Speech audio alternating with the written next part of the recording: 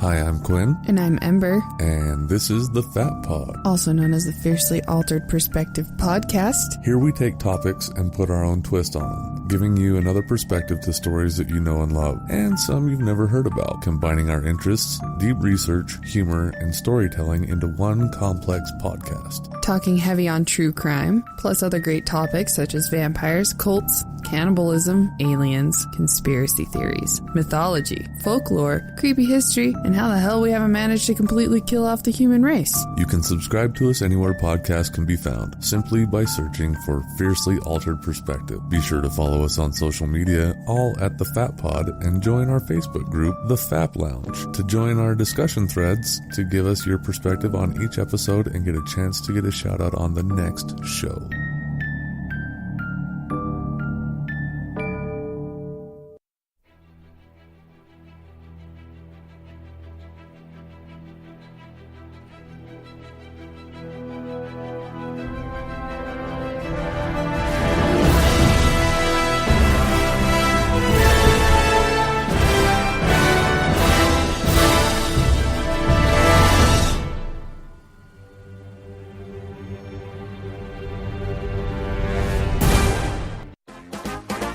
Here's the story of a playboy genius who was gearing up to form some sort of crew.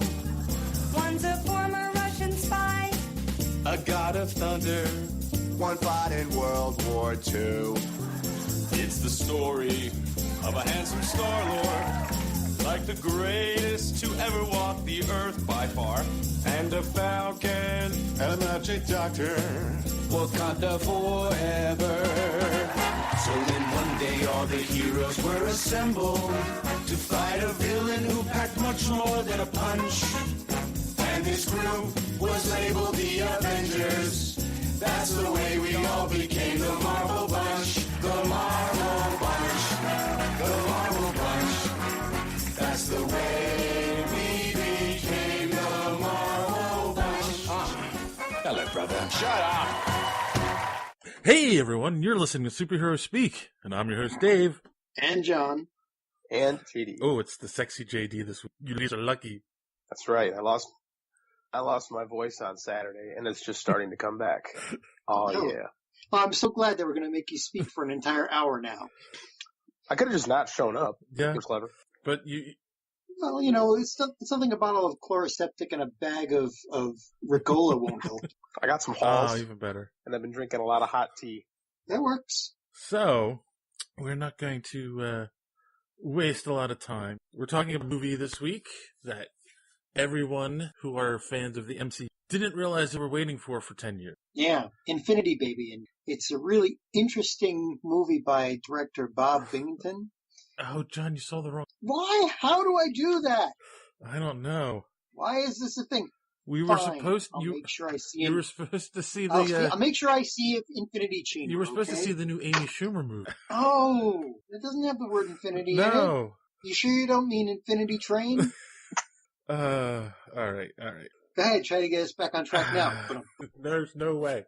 No, we're here to talk about Infinity War. A little movie starring a whole bunch of people. And a Hulk. And a Hulk. Well, no, not really. Special guest appearance by Hulk. When he wants to show up. So before we get to that, let's just real quick go around, see how everyone's week was. Let me start off by apologizing to our fans for there not being an episode last week. And I also want to apologize to you guys because it was actually a really good episode. And I'll apologize to you because not only did your recording equipment fail, so did mine. Yes. So there was no episode last week. I ain't apologizing for crap. I didn't do nothing wrong. So there was no recording last week due to technical issues, that being between the chair and keyboard for me. Well-known problem in IT circle. But we did release earlier this week a little mini episode from JD with his reaction to the movie. I gave you guys a little video on Facebook Live with my reaction right after I came out of the theater. So we tried to give you something to get you ready for this week. Besides that, real quick, John, you and I did something interesting over the weekend. Hey. We're not supposed to talk about that. The convention.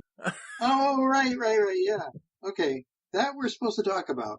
Right. We did do that. Yes. Yes. That. The We went convention. to the Great Philly. Right. We went to the Great Philly Comic-Con. If you were following Instagram, I did post some photos from it. John has more photos that he will be putting in a gallery on the website shortly. And I'm putting together all of the video and audio as we speak. Well, pay attention to the show. Oh yeah. Well, make up your mind. You send me nasty grams. Where's the stuff? It's only been a day. That's not how the internet works. So that was our weekend. We had fun, and we did get a lot of interviews from it. They'll be in the upcoming episodes. But this is going to be pure Infinity War. Did you do anything interesting this week, JD, besides see the movie? And lose your voice? Yeah, I did actually. Friday night, I did a Facebook Live conversation with a fellow author about why we write horror books. It came out great. The conversation was supposed to go 20 minutes.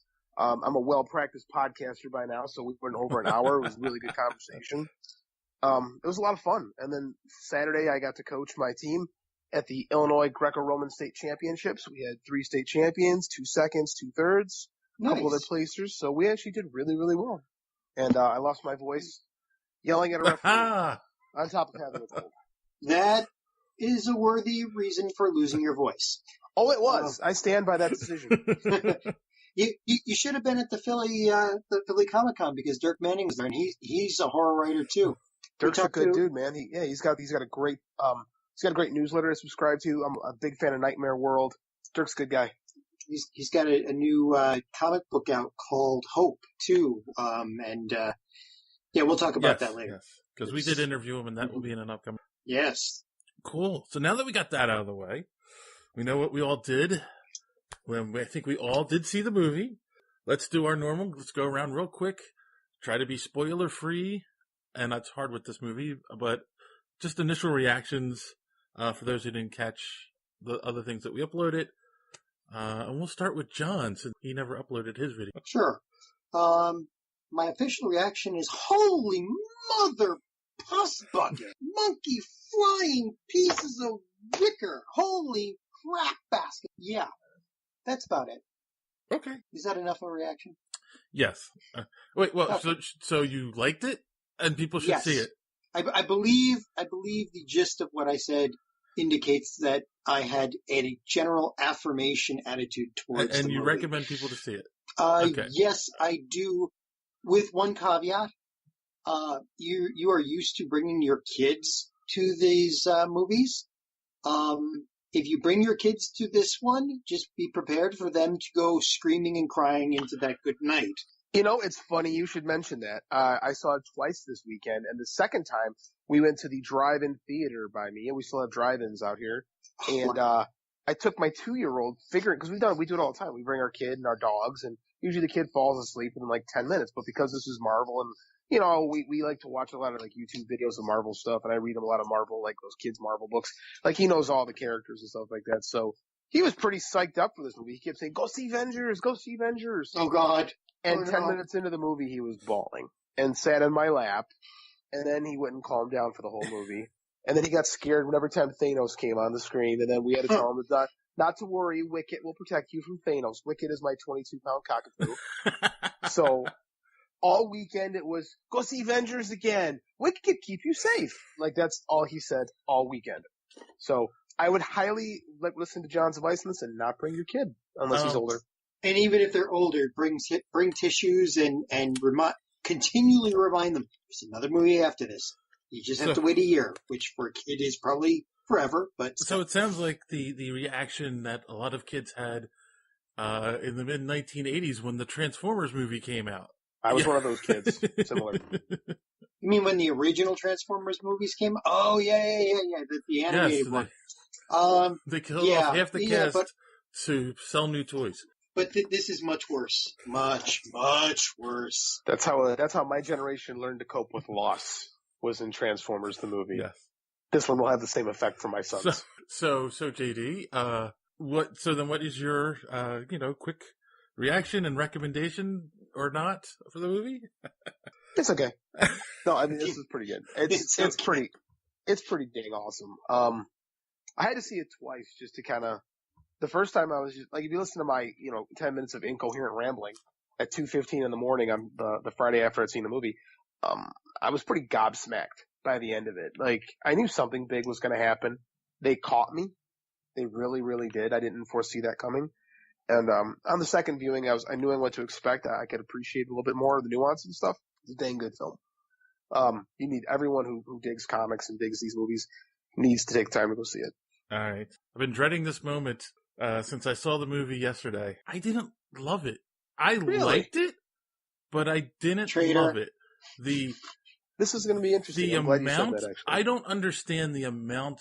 I don't understand why. I do and I don't. We'll get into the details in a minute.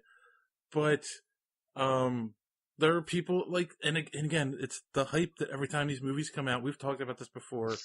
It's the greatest movie ever, reaction. And then after 6 months, when you get some separation from the film, you're like, it's good. Maybe it falls here within the ranking of the rest of them.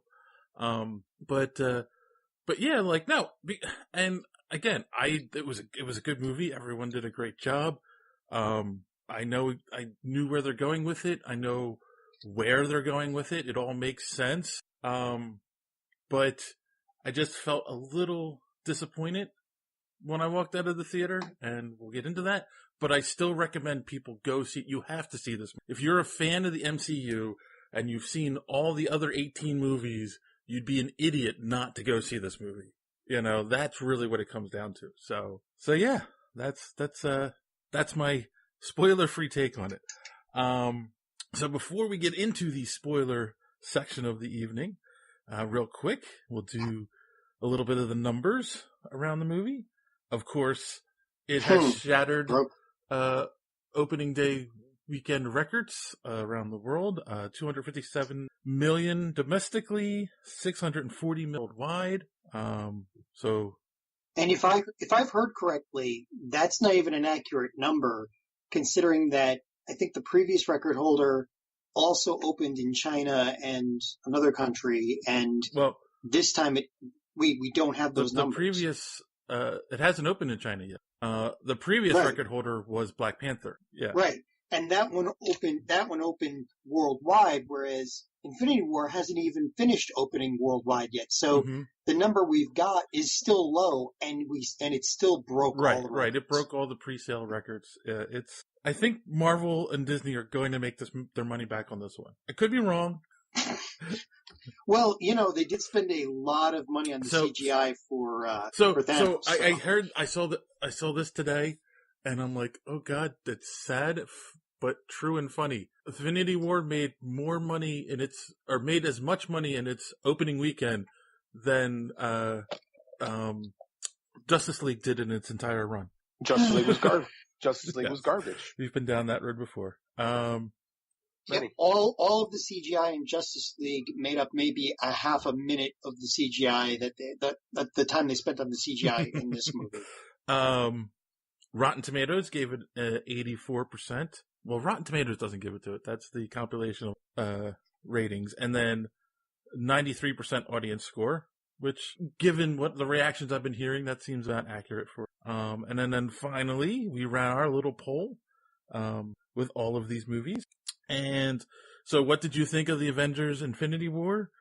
We had 4 possible answers. Best of the MCU, best Avengers movie, it was okay, and worst movie ever. And, of course, the winner at 43% is best of the MCU. 39% best of Avengers movie. 13% it was okay, and 5% worst movie ever. So there are people who didn't like. Yeah, I wonder if they were just doing that ironically, though. Or were they DC fanboys? Could be. Greg Farakis responded saying, well, it wasn't the best of the MCU or the best Avengers movie. I'd say a solid second for both. That sounds like somebody who's in the same camp of a lot of people where Avengers was the best. You see, but this is a new type of movie. This is not... We're going to get into all that. What? Big JW said, rest in peace, half of the universe. Oh, but did we mention spoilers? H.A. Burns asked a very important question, which we will get into. I did answer it on Twitter, but Can Doctor Strange see past his own death? ? Boop. That's an extremely important detail. We will get into that in a minute. So thank you for that question, H.A. Burns.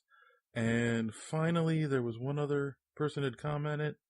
Here we go. American Orphan said, "My daughters were heartbroken. They loved it, but they said they loved it, but they were sad. They've seen it twice. So good parenting." Well, okay then.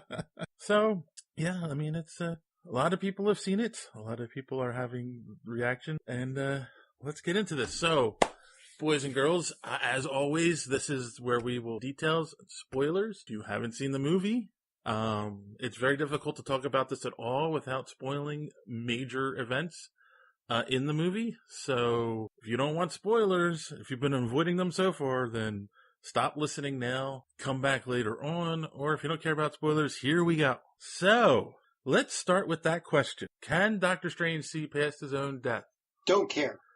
No. Next. What do you mean you don't care? That's a very important detail. So as we get to, there's a scene in the movie where Doctor Strange is looking forward in time at all the possible outcomes. And he goes, I looked at 14 million possible, futures, and in only one do we succeed, right? Well, of course he can, because it's easily explainable. He looks into the future, he sees himself die, and then he sees himself come back. There's a simpler explanation. He may not see in between, but he can, No, he sees what happens after he comes back. The important fact is he can't see past his own death, which they established in Doctor Strange. The Ancient One could not see past her own death. So right, but there was nothing but her death after that. Whereas with Doctor Strange, if there was a way for them to win, he would still be alive, or he would be brought back, which means that he's not dead anymore. Yep. The answer to the question is just whatever the writers want it to be. Well, so yes, of course he can see past his own death. Well, yes, I get what you're saying, JD, but I think it comes down to my issue with the, okay? Go on. I have been a comic book fan since I was a wee lad in grade school. I have lived through many a Marvel event. The Clone Saga, House of M, Avengers Disassemble, The Other, Infinity War. We could go on and on and on, or Infinity Gauntlet. We could go on and on and on. But what happens is nothing is ever permanent in those events. Everything gets set back to normal by the end of it. And that's exactly what they told us with this movie. We got 2.5 hours set up where it's really just set up for the next movie. And I feel that they could have been more efficient in some ways and just gave us one movie. What? No. Go ahead. Yeah, that is such a cynical outlook on that. How do you, clearly the people that completely disappear, yeah, I think there's a 90% chance most of them come back. There's 100% chance they're going to come back. Not 100%. You know, 100% chance. Yes, there is, because T'Challa, they're having another Black Panther movie, T'Challa. They're having another Spider-Man movie. I agree with that. But there's not 100% chance that all of them come back, is what I'm saying. Hold on. It's a cynical outlook to sit there and say, well, they're all going to come back. Well, sure. Okay, fine. And if that's the outlook you're going to take into every movie, well, of course they're going to do this because X, Y, and Z. And you take yourself out of, living a story for a moment because of cynicism. Well, then why enjoy anything? Guys. Why can't people get lost in a story without bogging themselves in the minutia? I think there's a decent chance I think it's pretty much not a lock that everyone who died at the end will come back. I don't know about the people that died at the beginning. Really good chance Gamora doesn't come back because there's a lot you can do with that. Okay. All right. Can I explain this to you guys? I mean, sure. Let's have a new little section called John Explains. You can try. All right. All right. The writers and directors of this movie know that nerds love to nitpick, that continuity means something to them, and that, that they care about the reason things happen. Okay? So, let's go through the deaths. Loki nobody's ever going to be sure whether or not he's dead or not. He may finally be dead. I don't know. I can't tell you about that. Gamora, the reason why she died was, I believe that it was a soul for a soul. So if they bring the soul stone back, they might get her soul back in exchange. All right, so that's Gamora. Now, the rest of them, the only way that they're going to be able to bring everybody back is if they reverse what Thanos did. If they reverse what he did, that brings back everybody that faded away. Okay? Now that holds up to continuity. It's logical. What happens to make that happen may be where we actually lose a lot more people permanently. Because we were all expecting Captain America and Iron Man to go away. Well, maybe in the next movie, they die in order to bring up the rest of them back. You may see more permanent deaths in that movie. I agree with that. I think that's a lock of that's what's going to happen. Because this is also how the Infinity Gauntlet comic began. The story began with half the universe being dead at the hands of Thanos, and they had to figure out how to fix it. You know, Right. now that being said, if they do just press the cosmic reset button and everybody comes back to life, well, then it might be a little cheap. Then it might not mean anything. But getting to press that button might cost a lot more. I agree Right? with that. I agree with that. I want to see how I want to see how it's executed All right. before I take this. Okay. The execution means everything. My cynicism has gotten us quickly off course. As it usually does. Not really. This is what we do. We talk about these things and argue about them. Oh my God! Celebrate this movie. It's awesome. So Okay. let's just quickly, talk about the only character. You get a little bit of development here and there with some of the other characters, but there really is only one character that has true character development through this movie. Pepper Potts. And that is Thanos. So let's talk a little bit about the Titan. So I will say this. I think he's definitely how do I put this? He's not their typical villain. He doesn't have the villain problem that Marvel has. He's not a reflection of anyone that already exists. He has a motivation, and he has the means to take care of what he wants to do. So I will say that. Not only that, the writing made him very sympathetic. No, God, no. I had no sympathy for him.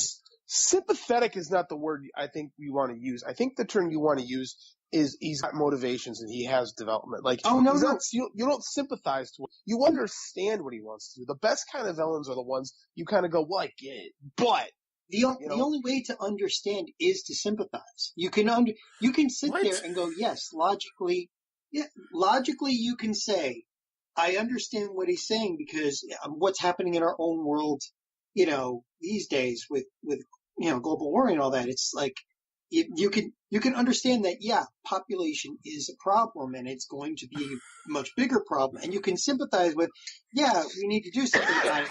And then you can say, well, okay, so when we go left and try to do the right thing, he goes right and says, kill off half the population of the entire universe. But that's not sympathy. Like, you don't, like, to sympathize means you have to feel for them. Like, you don't feel for what he wants to do. You understand what he has logical his arguments. They're not sound, but they're logical. You understand where he's going, but you can't really sympathize with him because he's a madman. This is what makes him an interesting, well-rounded character. The only other, I won't call him the only other understandable villain I think in these movies is, Loki and then, the Vulture.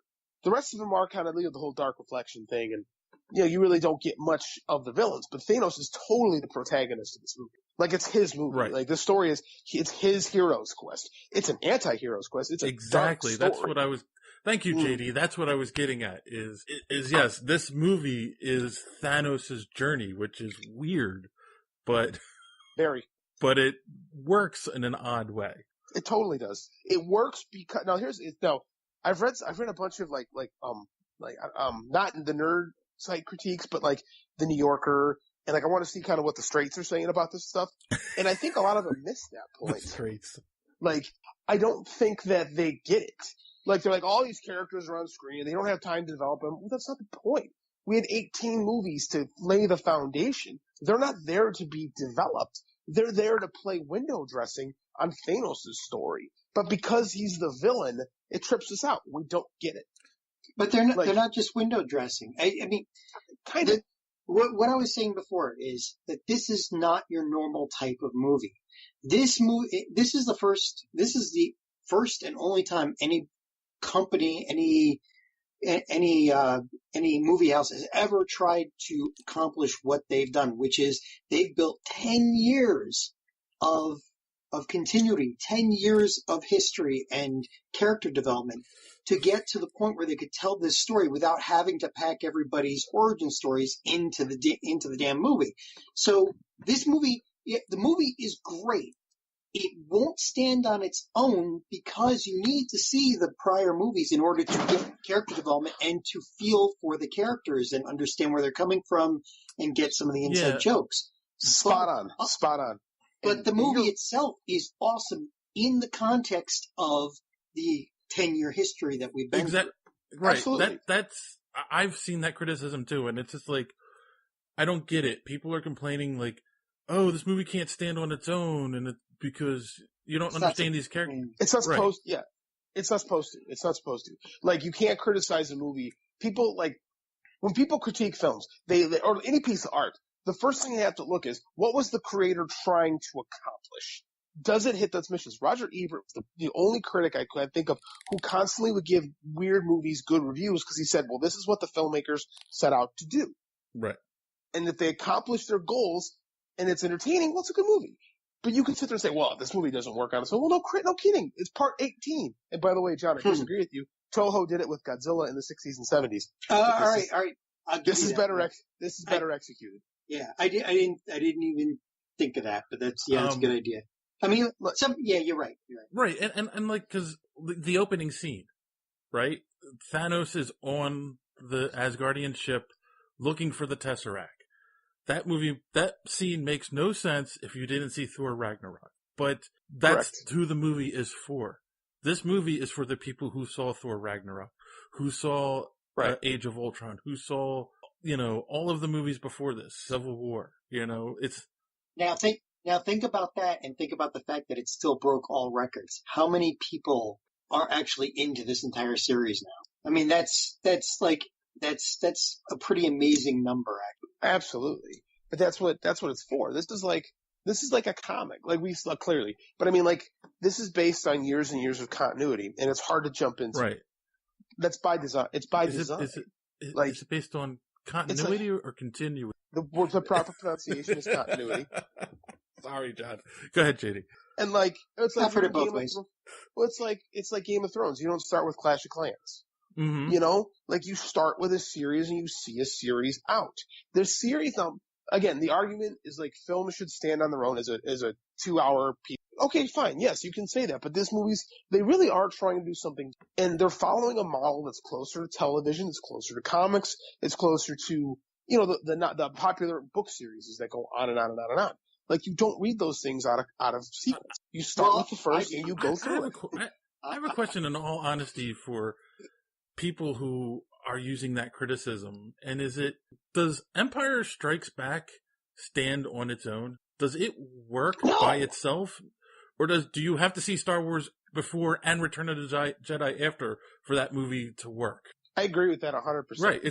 People like to sit there and say Empire is the best movie because it's got the dark ending. And it's true, it does. But it works. If that was just the end of it all, it'd be a downer of a sci-fi film. Like, it works because of what comes in. Like, these things aren't supposed to be viewed in a vacuum. They're supposed to live and breathe and be this organic thing and what Marvel has done is so unique. And rather than crap on, I read the York called it dangerous. It's a dangerous piece of cinema. Like, it's the Brown Bunny or something like that. Google that if you don't know what I'm talking about. Like, it's the most ridiculous thing I've ever heard. Like, this is 18 movies. Like, what movie gets chapter 18? It's crazy. Yeah, it is crazy. All right, we should move on. We are beating a dead horse right now, and you know how I don't like that. Take a deep breath. What about favorite scenes or happenings. What did you like in the movie? I mean, there's a lot. I've got a whole list. Okay, so it's so funny. My favorite moments of this movie, and I don't hate the movie. I want people to be clear of that. You just want to be friends with it. I get it, for sure. Are the human moments in the movie that like you don't really expect to happen.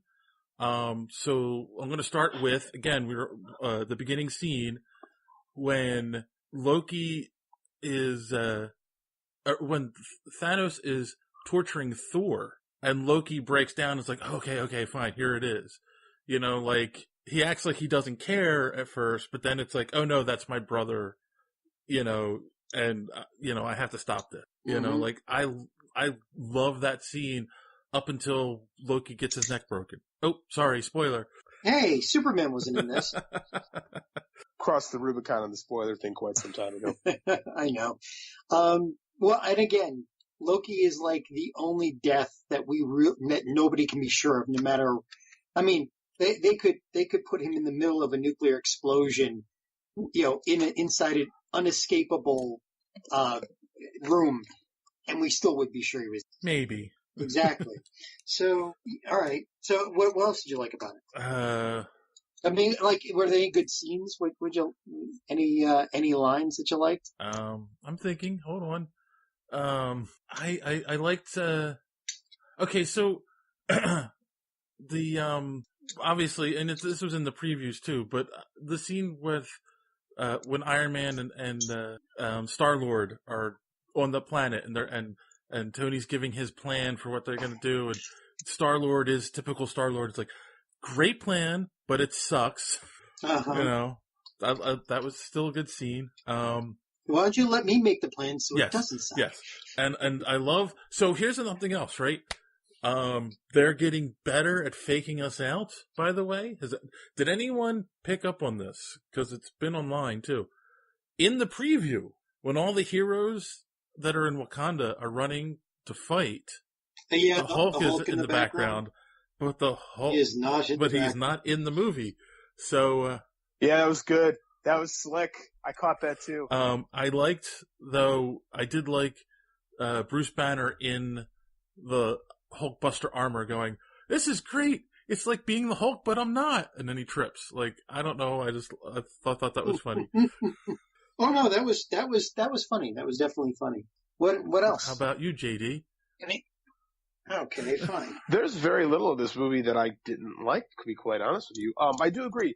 The character moments are the best moments in it. I love the Star-Lord, Stark dynamic. I wish they hadn't given away that stuff in the trailers. Yeah. But I get it. You got to sell a movie that was going to sell everything anyway, but whatever. I really like the dynamic between Stark and Strange. I'm glad you said that. Go ahead. You say what you're going to say, and then I'm going to follow it up with something. Well, I think one of the fair criticisms of the Doctor Strange movie, it was Iron Man. It's pretty much the same movie. And I think that's fair enough, but I mean, they kind of are the same character in a lot of ways. When you look at, you know, arrogant guy gets humbled, becomes something more. It's a very simple story to tell, but I really like that because they're so similar, they don't quite click. Like, their similarities would bring them together, but their differences, you know, the whole magic science thing, would keep them apart and not trusting each other. And you know, they're the big, you know, you got the Sorcerer Supreme, you got the pretty much guy who in this universe starts the human superhero thing, leader of the Avengers.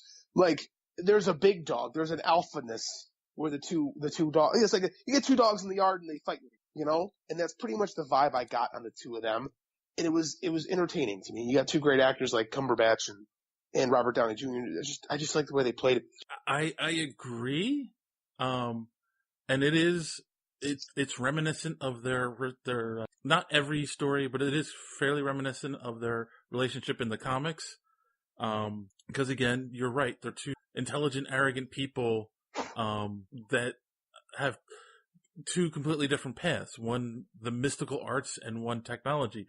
So, but there's something that, like, in a lot of books, Tony's always like, doesn't believe that Doctor Strange is actually doing magic. So I was waiting for, you know, oh, how'd you do that? Some kind of teleportation? Like, is it hidden in your cloak? You know, something like that.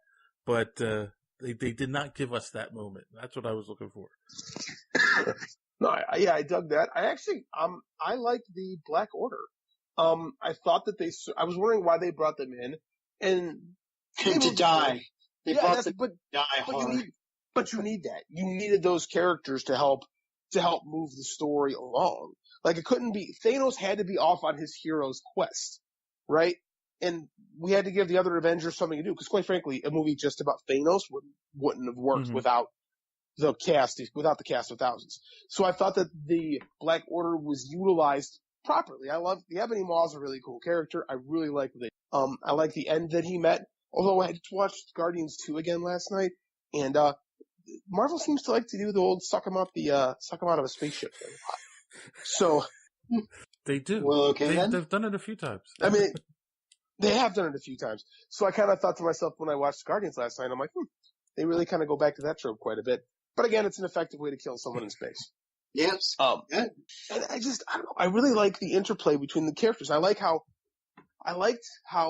they're all great actors, but I liked how when we put them all in different situations, how well they all play. Like, I like that it tells you how much trust that this franchise has earned, that you can put Bucky next to Rocket Raccoon and throw Groot and Steve Rogers, and they have these little moments, and it works. Because we have so much invested in these characters, and we know them. Like, so when they get together, you're like, yep, that's how it would be. Yeah, well, speaking of Groot and Cap, that was one of my favorites. It's, Groot saying, "I am Groot," and Cap saying, "I am Steve Rogers." Sincerely, being his polite self. Yes. Yeah. It was sincere. Like, he thought he was introducing himself, It's great. But one of my favorite interplays in this was the Scarlet Witch Vision dynamic. I thought that it had been kind of underplayed, very underplayed actually, in the other movies, and I thought that with the limited amount of time that Elizabeth Olsen and Paul Bettany had, they did a good job. Like, they made me buy that they were some star-crossed lovers. I bought it. Yeah. I thought it was weird. I mean, I understand why they did it. I thought it was weird that, like, Vision looked like a human being in the beginning. And I guess they're trying to say that his tech is so advanced now, he can change his appearance that much, but, Nanotech, baby. Iron Man got it. I know, and it's easier than putting all the makeup on him, on Bettany for that scene. And it worked too. Like, I think that, I always thought they looked weird in the comics. Like, Vision always looked weird. And so the Scarlet Witch, the whole thing, it just visually never clicked with me. But I think that for what they were going for, giving him a more human look helps push that story and make it a little bit more digestible. Right. How about you, John? Any other favorites? Oh my God. Rocket asking Bucky how much he wanted for the gun, and then when he says it's not for sale, asking him how much he wanted for the arm, and he said he's not, it's not for sale either, and Rocket looking at him and saying, "I'm going to steal that arm."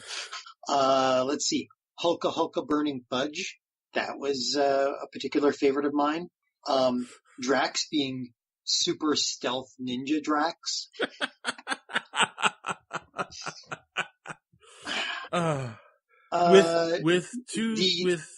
Something pulled right out of the Infinity Gauntlet at that moment. Same intro. When he turns Drax into a cut up thing and Mantis into a bunch of ribbon. He did that in Infinity Gauntlet. Not the same characters, but he did. Okay, cool. So Iron Spider showing up. Thanos bringing down the moon. Just reaching up and saying, "No, moon." Not him bringing down the moon." Tony's reaction when he comes back and he's like, "If you drop another moon on me, I'm going to get really mad." Yeah, that was good too. Yeah. Let's see, what else do I got here? Oh, giant Peter Dinklage. Giant dwarf Peter Dinklage. Giant dwarf Peter Dinklage. That was deliciously just meta. I liked it. And Spider-Man, Iron Man asking Spider-Man, "Okay, we need a plan," and Spider-Man going, "Hey, you ever seen that old movie Aliens?" And which also dovetails nicely into when Vision and Wanda were having their moment, and then the guy's spear going through Vision's chest, like at the end of Aliens. where, they're both automatons. They're both automatons and they both had it. See? I think that snuck around a lot of people. It did. It snuck around me. That was a good catch. I just fear that's going to become Spider-Man's trope in the MCU. Did you ever see that old movie? Well, they said in this, if you make another old reference, so help me. I forget when they said that, but I remember him saying that. I remember Tony saying that. But that's very Peter Parker. Yeah, like it's very much of the character because he does that. Like he's constantly like it's hard to go back and read Spider-Man books sometimes because they are so of the time. He's always doing some type of pop culture reference. So I think they capture about this Spider-Man particularly captures better than any of the films Spider-Mans have done before. Right. There were 7 other movies made. Just remember though, he referenced aliens, but what they did was suck the guy out the hole. That's from Alien, not Alien. That's true. That's true. What else? Gamora not getting it until the very last second that Thanos was crying for her. Oh, what a scene! I know. And well, just to put a cherry on top of that scene, who's this guarding the Soul Gem? Ooh, Red Skull? Where the hell did he come from? Dude, so I ran out to pee just before that scene. So I ran back in, and the Red Skull was there. And I sat there and I went, huh? What? Exactly. Like I picked the worst possible time to go to the bathroom, but nature calls. And I just was like, if you listen to my Instagram, I'm like, how did he show up? Well, then I saw it the second time, and he clearly explains that him holding the Tesseract cursed him to be there. And I went, oh, okay. This is why. So it's a little. This is why I just pee my pants while I watch movies. But go ahead. I should. I should. I don't know why I don't. But it made more sense to me the second time around when I the theater to hear. But that was cool. Super cool factoid. That was not Hugo Weaving playing the Red Skull. Yeah. It was. I got a crazy story. This the guy who played as a guy in Walking Dead. His name was Ross. I can't remember his last name, but he's super good at impressions. He did a couple seasons on Walking Dead. And the first independent film I ever edited, he was a star of it. So I got this 1 degree of separation to the Marvel Universe now, and it's blowing my friggin' mind. Yay! So you can get tickets for us for the next one, right? I haven't talked to the guy in years, but it's still pretty. Okay. Other thing on my list. Who is Gamora? Where is Gamora? And then Drax. Why is Gamora? That's the one thing I really liked about this. Every time we got introduced to another group as we're getting into the movie, the scene had the feel of that movie. I think they did a really good job with that. So with the Guardians of the Galaxy, bunch of cut-ups and some old tunes. Avengers with when Steve Rogers shows up, the dramatic music and the dramatic I catch your spear and I drink your milkshake. They did a really good job on going from one to the other. I think, I totally agree with that. I think something else that we should talk about a little bit is the stuff they did really well that wasn't said, that wasn't on the page. Prime example, I don't know if anyone else caught this. Captain America gives a look every time someone calls him Captain America, and he just keeps introducing himself as Steve Rogers, as if he's saying he's not Captain America. He's going through his nomad phase. I thought that was just so well done. Yeah, that's a good catch. Something else. I mean, the scene. Oh, well, you're bringing up that point, him introducing himself as Steve Rogers. And this is in the trailer, so it got spoiled, which is sad. But, Peter Parker going up to Doctor Strange.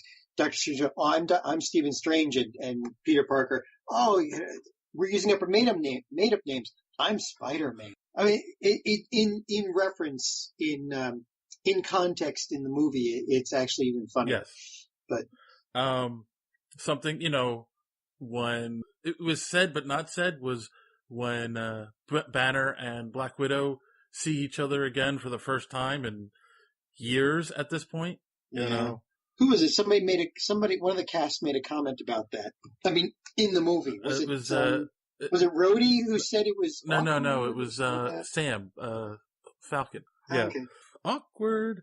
And of course the most the most important unspoken thing they didn't explain, but you understand within context of the movie, was Hulk and his absence in this movie.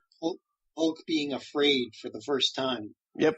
Which I've heard a lot of people comment on the fact that, before this, early on in the movies, Hulk was just the rage monster, right? So he came out when, Banner was afraid or excited or whatever. But now, after Thor Ragnarok, he's been out long enough to develop his own personality and a bit of a complex. So, when Thanos wipes the walls with him in the beginning of the movie, he gets afraid for the first time. Which I understand why they did that. They want to move, not only do they want to move Infinity War in a certain direction, and set up Thanos as a, for lack of a better term, a badass, at the beginning of the movie. Yeah. They're also sending Bruce and Hulk down a specific path, because they're going to end up somewhere in Avengers. That because I don't know, guys. I think we talked about this. Feige took Ruffalo aside and said, well, in lieu of doing an Incredible Hulk movie, because they don't have the rights to do it, so what's a character arc you would want to do, and that we could work into these movies? And they had a long conversation, and so Planet Hulk was what was in Ragnarok, and then this apparently it has to do with that, and it has led to many a fan theory that we might end up with Genius Hulk in Avengers. The Professor. Yes, the Professor. I'm actually wondering if we might get World Breaker Hulk. He might just get mad enough that he finally just goes nuts. Possibly. Then we could also get them. We could also get the Maestro Hulk. Right. Frankly. What's the Maestro Hulk? I mean, Hulk is like Green Lantern. It's like there's all different colors and sizes and shapes of them. So which one is that? The Maestro was the one from the future where the Hulk it's the Genius Hulk, but evil and old. That, but if we got Joe Fixit, which I think we kind of felt like we got Joe Fixit a little bit in Planet Hulk. I mean, Ragnarok. Yeah, that is kind of the closest you get to Joe Fixit. I wondered the same thing if they would ever do a Joe Fixit for a movie. I don't know. It'd be different. So what do we think we go from here? Because that's the one thing I left the movie saying is like, well, what now? Well, let's talk about the last few scenes. Okay.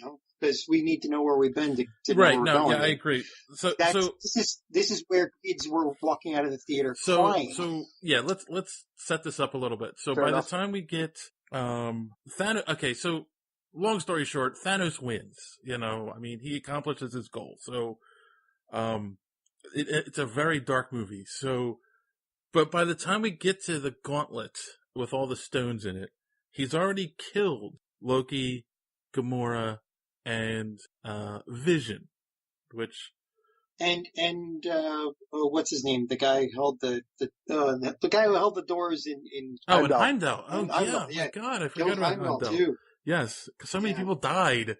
It's easier to list who stayed alive. Basically. Heimdall. So, and I will say this. I said this going into the movie. I don't know if I spoke this on the podcast or not. I kind of felt going in, anyone who was physically killed, it's a question mark for their return. Anyone who is quote unquote killed by the gauntlet will probably come back. I think that's smart. I think that's a safe thing. So, except with one exception, Vision, and I'll get to that in a second. So then, of course, big fight. At the end, he gets the last thing, but then in fact, Stormbreaker. Oh yeah, there's another spoiler.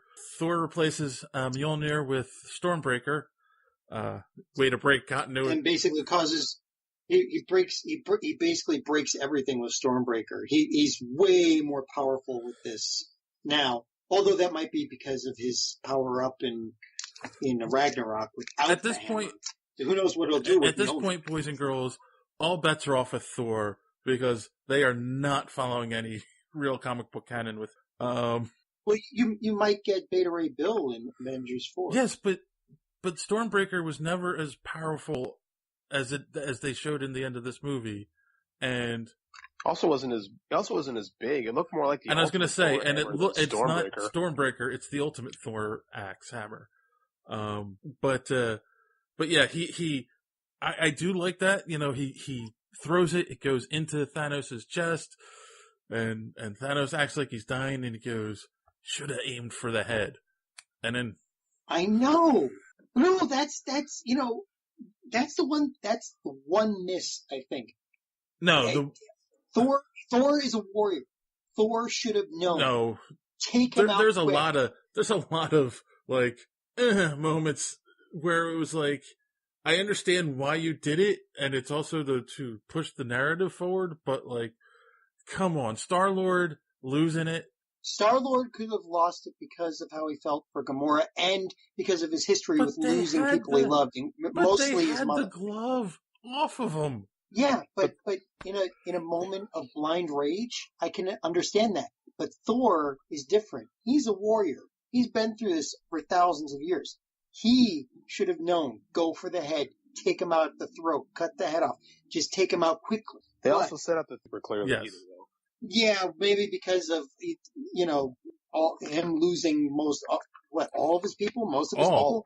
Half of Well, his people and not of his all, family. because you didn't see the body Half. of the Valkyrie. They said half because that's Thanos' shtick. He gets rid of half the people. Right, and that is another question that has come up since then. Where was Valkyrie, Ant-Man, and Hawkeye? Ant-Man, I think I know why.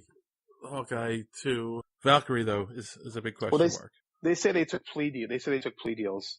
That was the Yeah, that was the incontinuity in-film for those explanation two. for- Again, Valkyrie, Yeah. it's like, why wasn't she at least lying Yeah, next that's to a question. Heimdall? Like, where was she? Yeah. So he's got the axe in him. He says, you should have aimed for the head. He snaps his fingers. The first thing that happens is we see Thanos talking to young Gamora in a strange-looking reddish world. Does anyone know where they were? I don't. I'm not very well versed in Marvel mythology, so you'll have to explain it to me. You. I think you hinted at it already and didn't realize it. They were Okay. inside the Soul Stone. That's what I thought too. Oh, yeah. I'm accidentally right. Okay. Which again, too, because like it was someone had brought up, well, why wasn't Adam Warlock Adam Warlock can travel within the Soul Stone? There's like a whole universe within the stone, and Feige's answer to that was, oh well, he's such a strange, wonderful character. He deserves his whole own movie. So that was a short answer of like, yeah, he probably could have made quick work of everything. We needed the Avengers Okay. to That's lose. that's pretty much how the Infinity Gauntlet ends. Adam Warlock is able to hold it. Go ahead.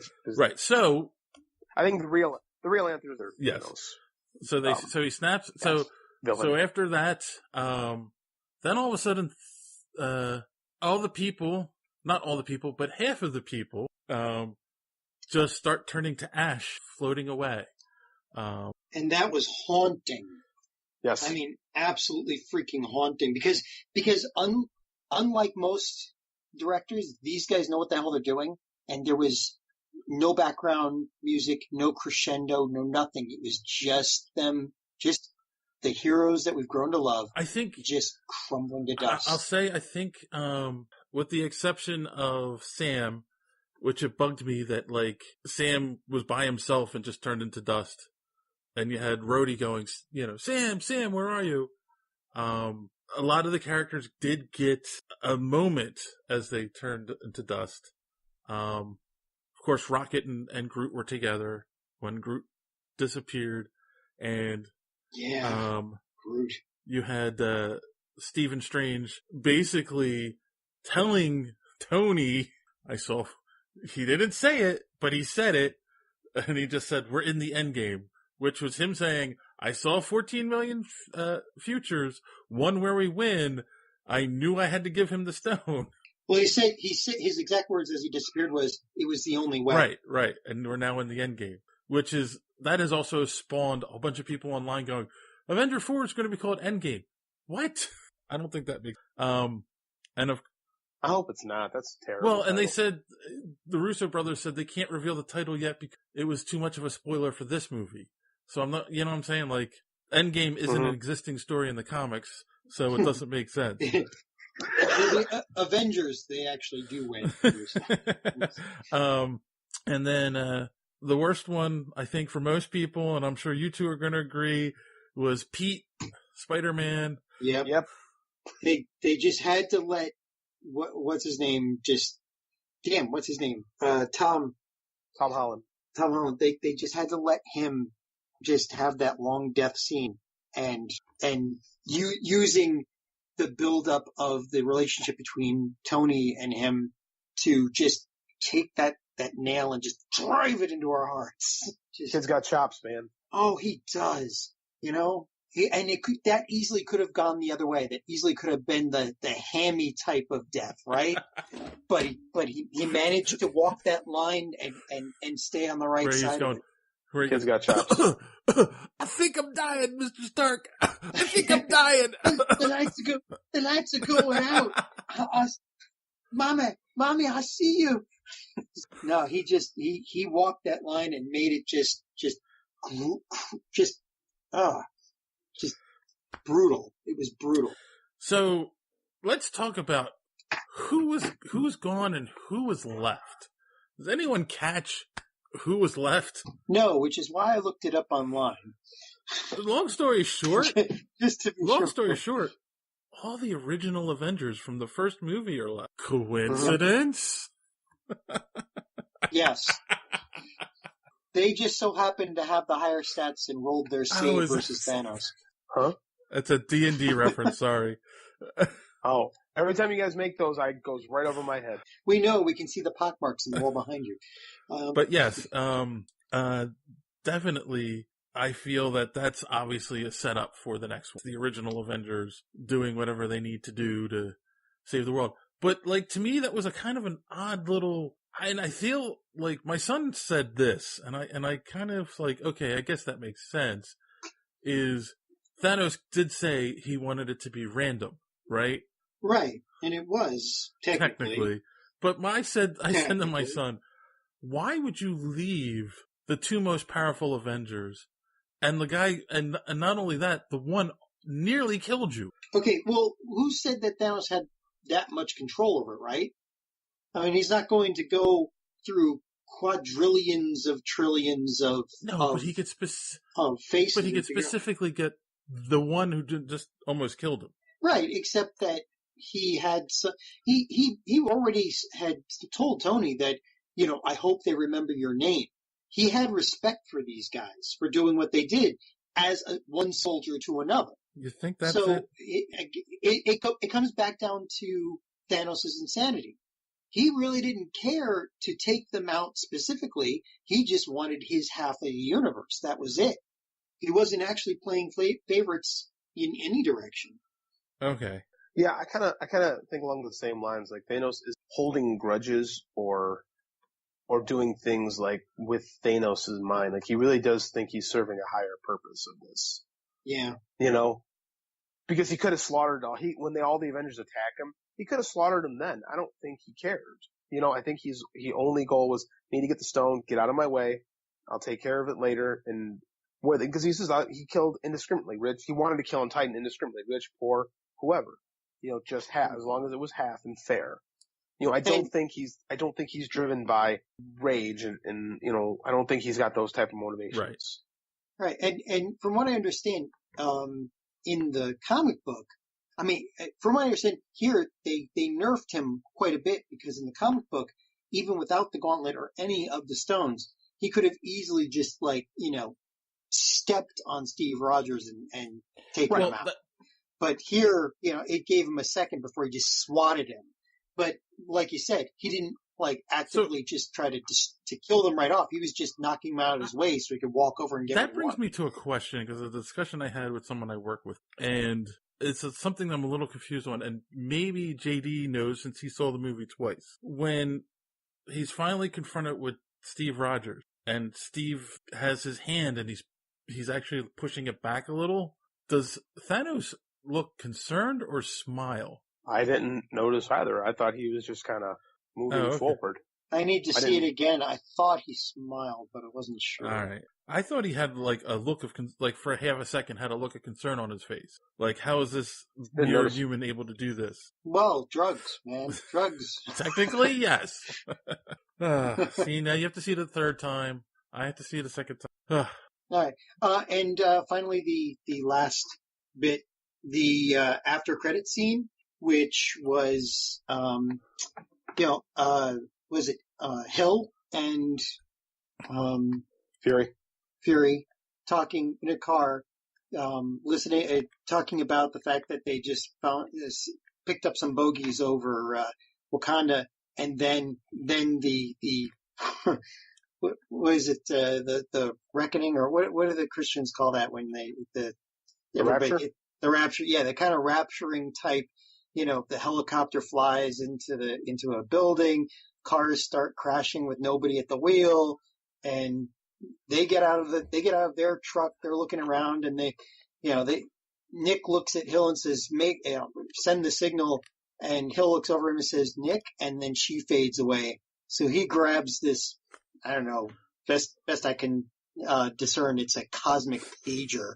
And he presses a button, but then he starts to fade, and his last words are "motherfuck." And then, yes, and of course, then they do a close up on the mystical pager, cosmic pager, and it shows Captain Marvel's symbol, and that's the end. So JD's question that why we went through all of this was, where do we go from here? And what do you mean where does the story go, or where does the entire MCU go? Kind of both.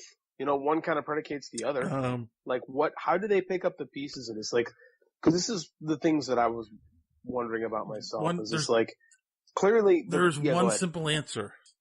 These guys are big fans of Zemeckis and Spielberg's triumphant trilogy from the 80s, Back to the Future. Time travel, man. It's always the answer. I don't think it's going to be time travel. It is. It's already been confirmed. I'm sorry. Major spoiler. There's time travel in the next Avengers movie. Well, they've got the time stone. Of course, there's going to be time travel. Whether or not they use that to fix everything. Not the time stone. This is why we're getting Captain Marvel.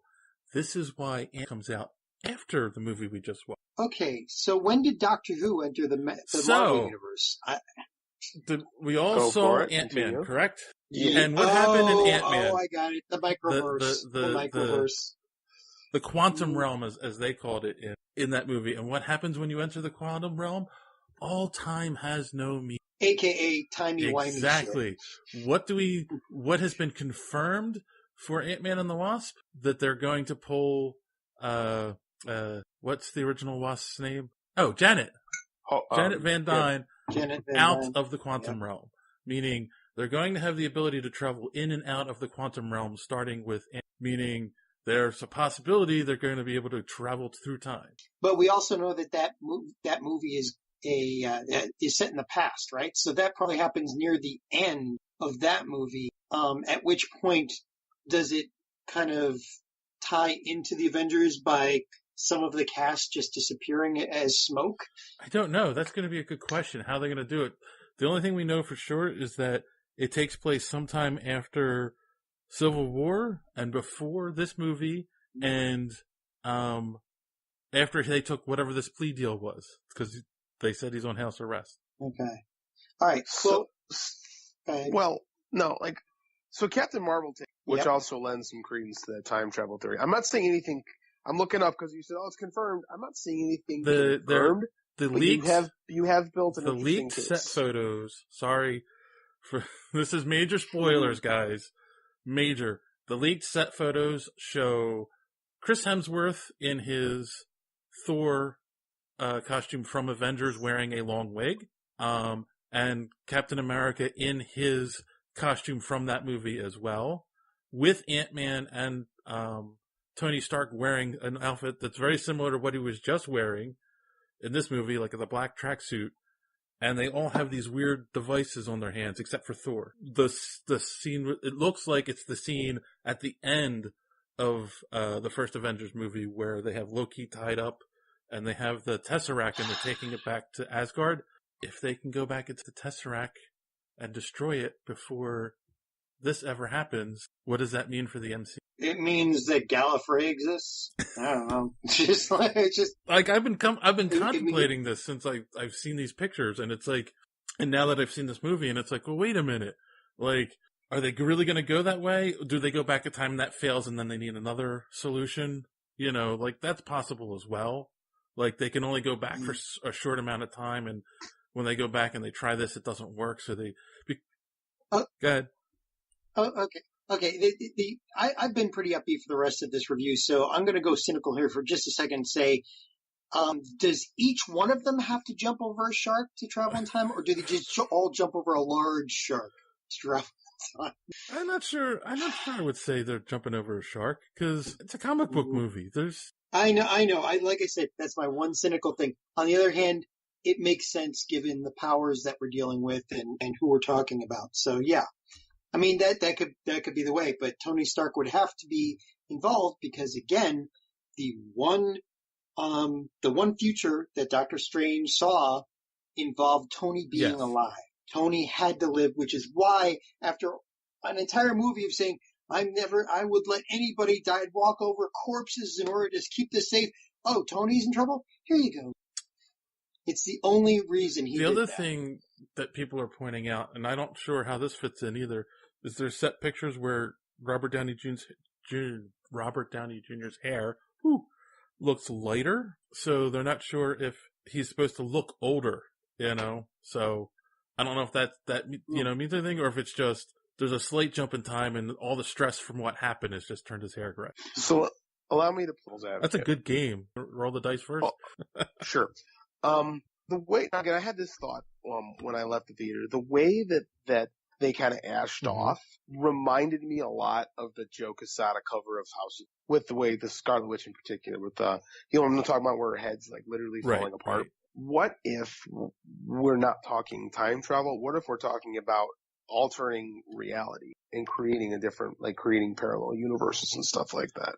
That's an interesting theory. I saw some. More of a question than a theory. Well, no, but I saw someone else ponder that maybe they weren't killed. Maybe they're all trapped in some kind of alternate dimension that lives inside the Soul Stone. So now we're going to possibly splinter off, to a new universe. That would make me upset because one of my closing questions would have been, there's no way that they can hide this in the Netflix series and with Agents of S.H.I.E.L.D. So how the hell do those tie in? They don't care. Like, the movies do their own thing. They could give a crap about what's going on in the TV world. Like, they don't talk to Jeff Loeb anymore, man. Like, that's why they didn't bring Daredevil Agent on these movies, because they literally don't care. I know, but a lot of fans. It's not acceptable for the fans, right. Yeah. Maybe, the Netflix stuff is so far away from what is going on in the Marvel universe anyway, other than they're kind of sort of tangentially set in the same universe. And S.H.I.E.L.D.'s on its last season anyway. Excuse me. So I don't think Kevin Feige cares. Like, he makes the movies first. I know maybe the fans don't care about it, but like I said, if time travel or reality gets rewritten, they just move forward anyway. So, that's so Netflix and S.H.I.E.L.D. and all that other stuff is like, yeah, I don't know, like the possibilities, the stuff that they're laying out, and I know that's why Ant-Man and the Wasp and Captain Marvel are coming after Infinity War, and it's leading directly into like a lot of stuff that's going to be in these two are going to be set up for, and if you throw in time travel, like anything's possible, Well, we'll have to see. And is it? Maybe what's his name? Quasar, was it? Or I forget was it Quasar? Quasar. Yeah, and he had the quantum bands, so maybe he'll show up and stop them all, or take that power away, or maybe that's what they're doing with Captain Marvel. Is they're gonna, I guess her origin story is gonna be how they're gonna bring in the Kree Captain Marvel thing, Right. She's going to get the power from him. So she's going to be on the level to fight Thanos, which makes sense. You know, Death Cat Marvel, Thanos shows up. Great graphic novel, still holds up. So I think that they're going to go along those ways, which is again why you don't want to bring Adam Warlock in, because there's more you can do with. I don't know. Let's be real. No one else has ever written a decent Adam Warlock other than Jim Starlin. There's not a ton of Adam Warlock stuff to draw from. I think Captain Marvel's probably a little more digestible and a little more franchise worthy than Adam Warlock. Right. As far as the character goes. So I don't know, man. I didn't think about the time travel thing till you brought that up. To be honest with you. So I'm kind of gobsmacked again. Don't know how I think. But and that's the other question that the guys I work with all had today. We were talking about this. Is how do you explain Captain Marvel not showing up if she's as powerful as she's retired? Well, that's the thing too, right? Like, think about it. It's taking place in the 90s. So, if it's 1998, it's 20 years ago. So, is she now, and she was an Air Force pilot then. So, how old is Brie Larson? 30? You know, so is she 50, you know, now? So is that how time travel fits into it? Like, again, I don't know. Like, well, we'll find that out. Well, we're gonna get we're gonna get the 90s version of her. So maybe they go back and get her in the 90s and bring her to today, where stories. Oh, this is all weird. So that she would not have existed for those 20 years. Then why would they have a cosmic pager for her? Right. Oh. Why do you have a cosmic pager for her? Mm-hmm. And again, maybe she's old now and she tells them that she didn't have power. I mean, there's a million things you can do. Yeah. I don't know how they're going to work. All right, we could speculate all night. It's getting long, so that's the way we like it. I know. So I say we give our final thoughts and ratings. All right. So it's your call, John. You can start. Yay! No, fine. As I said, this movie doesn't stand on its own, but it is highly rewatchable. And I think this is going to be a Kill Bill situation, which not particularly my idea. I've heard other reviewers mention this, but I think when the second movie comes out, you will never watch only one. You will always pop enough popcorn to sit down for 4 hours or 5 hours and watch both of these together, because you really can't just stop with the first one. And these movies will exist only in the fact that you have seen the prior movies and know what understand the character development and the character portrayals and all that. I think this movie is great. I think this is like one of the best. I still think Guardians of the Galaxy might be slightly better, but I gave that an extremely high rating, and I'm going to give this one about the same because it just, I came out of that movie wanting to see it again. I can't imagine not only seeing it 2 or 3 times, and what it did to you at the end is worth the whole thing. And it's going to make me really hate waiting the next year. So I'm going to give it, I'm going to give it 9.5 dead bodies. Oh, wonderful. 9.5 cups of superhero ash, maybe. How about you, JD? So, I really like this. I agree with John. It doesn't stand on its own, but it's not supposed to. You're not supposed to jump into this film. You're supposed to have the firm background. It's a really interesting experiment of a film in that it relies so much on what comes before it, but it works. It's a hero's journey story for a madman, and it works in that regard. Like, everything about this works. And I've heard the critique on or not critique. I've heard the idea float around. This is what people must have thought when they left the theater in 19 and found out that Darth Vader was Luke Skywalker's father and Han Solo was locked in ice. Huh. Where you're just kind of like, ugh, like, where do we go from here? So, in that regard, I'm really happy with the experience, but at the same time, defeated, which is how you're supposed to feel. I want to know what happens next. I like it. I love the performances. I thought the script was good. I think I've heard a lot of people complain about plot holes when what they really want to say is, well, I just didn't like the script. That doesn't necessarily make it a plot hole. I enjoyed this movie a lot. I'm going to see it again for a third time. And I'm probably going to buy it on Blu-ray when it comes out and add it to my collection. Oh, So I will give it 5.5 out of 6 Infinity Stones. Ooh. Uh, Time to get creative, Dave. all right. Well, I'm going to go back to something I've said on this podcast before. Comparisons to Empire Strikes Back and all. Again, Empire's not my favorite. Return of the Jedi is. So I don't like movies that end on a downbeat. That being said, again, decent story. It does flip the hero's journey on its side. It's now the villain's hero journey. And I know the old saying that you're not a villain in your own story. So you can argue that for Thanos. And again, people need to see this. Like, if you're a fan of you had to see it, but they call this the culmination of 10 years, and it's like, well, no, it's the culmination of the first half of the culmination. We really need that second movie. And I think, I'm going to go out on a limb, I honestly think that when the next one comes out, you guys are going to look back and say, yeah, you're right. It's much better it's much better with this one. That being said, I am going to give it, Don't make us hate you. Don't make us hate. No, I know what number I want to give it, but I'm trying to think of what idiom to count to. Yes. Couch it. All right. I'm going to give it 7.5 gauntlet fingers out of 10. So, yes, I know you guys don't agree with me, but screw you. I still like the first Avengers.